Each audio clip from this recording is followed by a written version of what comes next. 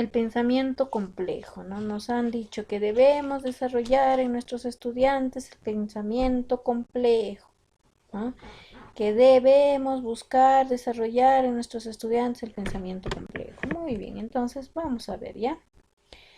En este ejemplo tenemos dos textos que hablan del mismo tema.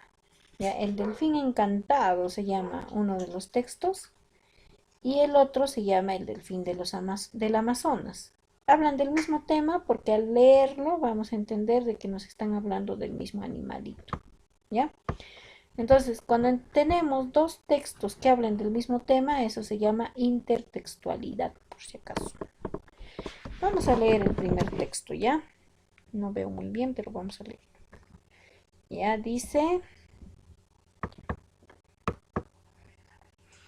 los delfines rosados nadan entre los árboles, se deslizan entre las ramas y ondulan como serpientes alrededor de los troncos, arqueando sus cuerpos curvados, mientras peces de color verde brillante pasan veloces como flechas entre las hojas. Los delfines rosados intentan atraparlos con sus largos hocicos llenos de dientes. Es la estación lluviosa en el curso del río Amazonas. La crecida ha inundado el bosque lluvioso y los delfines del río han salido a cazar entre los árboles. Cada primavera, los delfines del Amazonas tienen la oportunidad de salir del cauce del río y volver a vivir en su hábitat original. Las hembras se adentran mucho en el bosque, quizá para refugiarse de los machos agresivos de color rosa brillante. Estos se atacan ferozmente unos a otros, son brutales.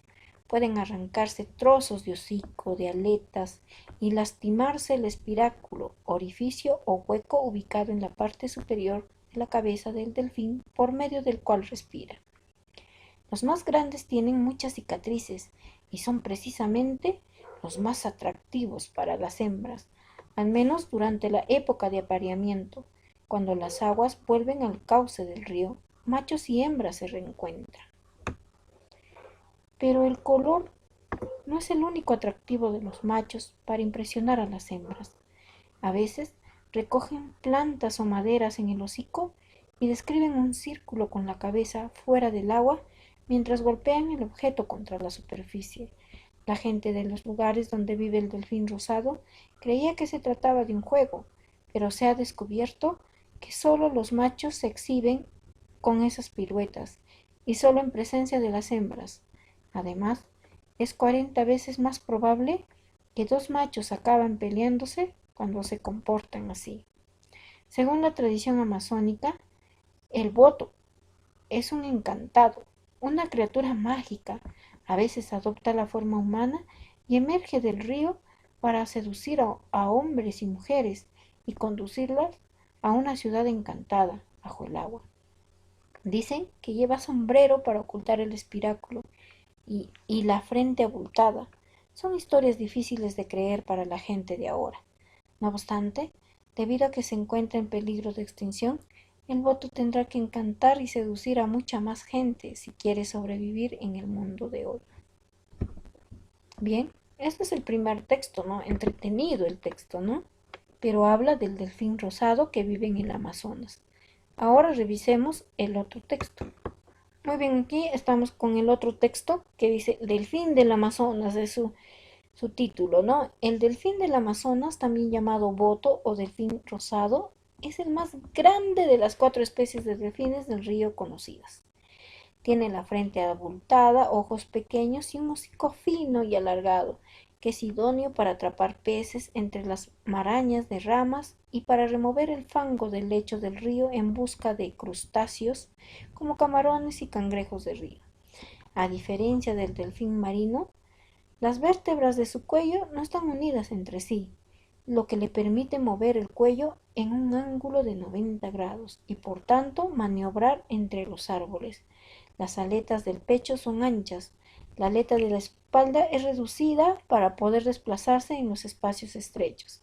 A continuación, veamos otras características del delfín rosado. Y acá nos dice características del delfín rosado. Longitud, tamaño de 1,8 metros a 2,5 metros de largo, ¿no?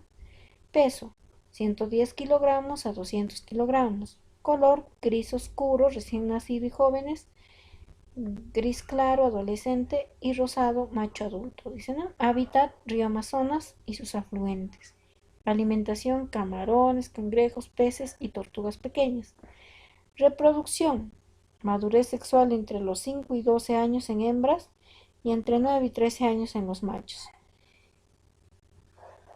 El periodo de gestación es de 11 y 12 meses. Paren una sola cría que es amamantado durante 18 meses. Tiempo de vida, más o menos 30 años. Situación, especie de alto riesgo de extinción por la caza indiscriminada. Entonces, ambos textos son descriptivos, ¿ya? Ambos textos son descriptivos, pero están descritos de forma diferente, ¿no? Tienen la misma temática, pero son diferente el tratamiento, ¿no? Entonces, como les iba diciendo, ambos textos nos describen a una criatura que vive en el Amazonas, en este caso es el delfín rosado, pero de una forma, en el primer texto lo hace a forma de narración y es más entretenido, ¿no? En el segundo texto es más científico, ¿no? Más exacto, ¿no? Es más para información, ¿no? Ahora, esta es la fuente. El Minedu nos ha prestado estos dos textos para poder enseñar lo que es el pensamiento complejo. Entonces, hemos visto que de repente en el primer texto el tratamiento es más entretenido y por lo tanto los chicos lo van a entender con facilidad. En el segundo texto es más exacto, más científico, más específico, ¿ya? Son dos textos que hablan del mismo tema, pero tienen diferente tratamiento del mismo tema, ¿ya? A eso se le llama intertextualidad. Entonces, acá, ¿no? Estos dos textos, ¿qué cosa nos va a ofrecer?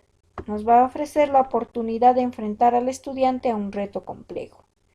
Debe contrastar información, ya no solo entre las ideas de un texto, que era a lo que estaba habituado, sino entre dos textos, situación nueva, desafiante, ¿no? Por ejemplo, le podemos hacer una pregunta, ¿no? ¿En qué se relaciona el texto 1 con el texto 2? ¿No? ¿No? ¿En qué se relaciona? ¿Qué características nos menciona el texto 1 del delfín y el texto 2? ¿Se parecen las características que mencionan en los dos textos, etcétera, ¿no? Entonces, a través de eso, nosotros en los estudiantes ya estamos procurando el desarrollo del pensamiento complejo, ¿no? Las estrategias habituales para leer un texto se ven de alguna manera cuestionadas por el nuevo formato múltiple. La intertextualidad obliga, pues, a reconocer semejanzas y diferencias entre ambos textos.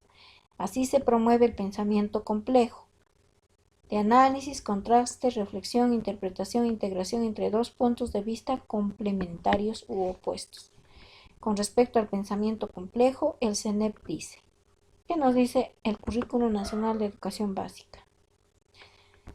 La educación necesita promover el desarrollo de un pensamiento complejo para que los estudiantes vean el mundo de una manera integrada y no fragmentada, como sistema interrelacionado y no como partes aisladas, sin conexión. Desde el enfoque por competencias se busca que los estudiantes aprendan a analizar la situación que los desafía, relacionando sus distintas características a fin de poder explicarla, ¿no? Vamos a relacionar las características de un texto con el otro texto. Vamos a analizar. Ya no estamos desarrollando solamente comprensión lectora, sino estamos desarrollando el proceso de contrastación también de información, ¿no? A través de la intertextualidad. Muy bien, a eso se refiere el desarrollo del pensamiento complejo. Someter al estudiante a situaciones retadoras.